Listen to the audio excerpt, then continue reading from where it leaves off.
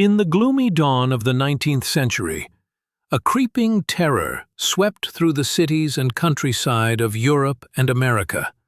It wasn't a plague of disease, but a plague of fear. The dread of waking alive beneath the earth. This fear had a name: Taphophobia, the terror of premature burial. Newspapers whispered horrifying tales of coffins dug up with signs of struggle, scratched wood, blood-stained lids, and bodies contorted in their final silent struggle. Doctors, armed with primitive tools and limited knowledge, often mistook the living for the dead. Comas, fainting spells, and even conditions like catalepsy were all mistaken for death. Families mourned and buried, and sometimes the nightmare began. The fear was no mere fiction. Real tragedies haunted the era. In 1822, a young woman in South Carolina collapsed from a fever. She was declared dead and buried in the hot, unforgiving earth.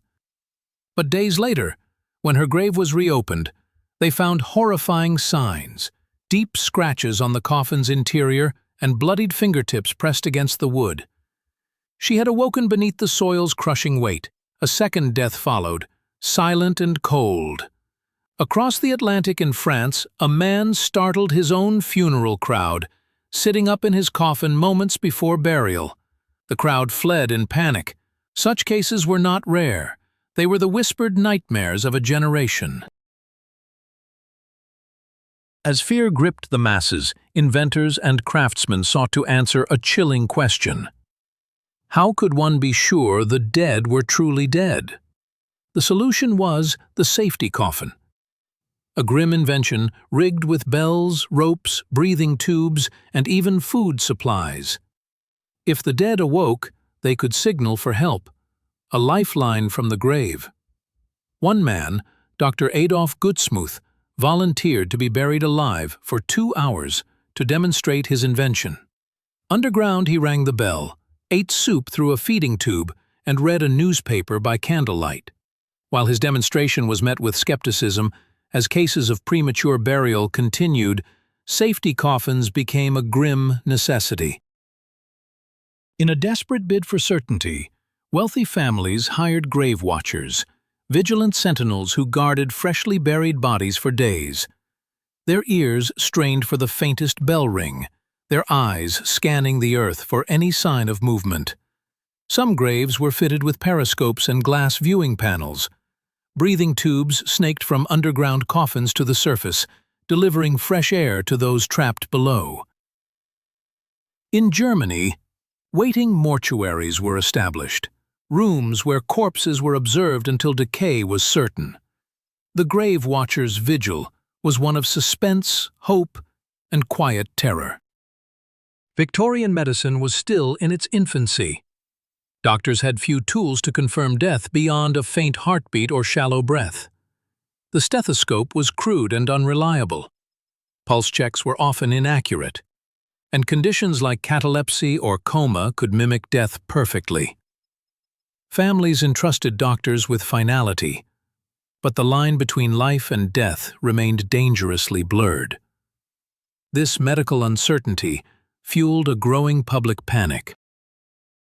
The morbid fascination with premature burial seeped into literature and the press. Edgar Allan Poe's chilling tale, The Premature Burial, captured the public's darkest nightmares in vivid prose. Newspapers printed lurid accounts of people trapped underground, screaming in silence. One story told of a man buried with a hammer and chisel, found with the coffin broken from within. A desperate fight for freedom, silenced by the grave. These tales spread like wildfire, amplifying the collective dread. The fear of premature burial transformed grief into an obsession with certainty. Families adopted strange rituals to confirm death. Mirrors were placed beneath noses to catch the faintest breath. Some pierced fingers or hearts with pins to provoke a reaction. Doctors were demanded to give multiple confirmations before burial. Funerals became tense affairs. clouded by suspicion and dread. Some victims of premature burial became legends. Margaret Schilling of Ohio collapsed in a hospital in 1871 and was mistakenly declared dead. Buried soon after, she was exhumed weeks later during building renovations. Her body was found twisted and clawed inside the coffin, a grim testament to her desperate fight for life. The stain her ordeal left remains to this day, haunting the local memory. Some say her screams echoed silently in the earth, unheard by the living. By the dawn of the 20th century, advances in medical science finally quelled the terror. Stethoscopes improved, and doctors gained more reliable tools to confirm death. The once ringing bells in graveyards fell silent. Yet, the remnants of this fearful era linger on, iron pipes and bells rusting in forgotten cemeteries. Every old grave whispers the haunting question, were they really dead?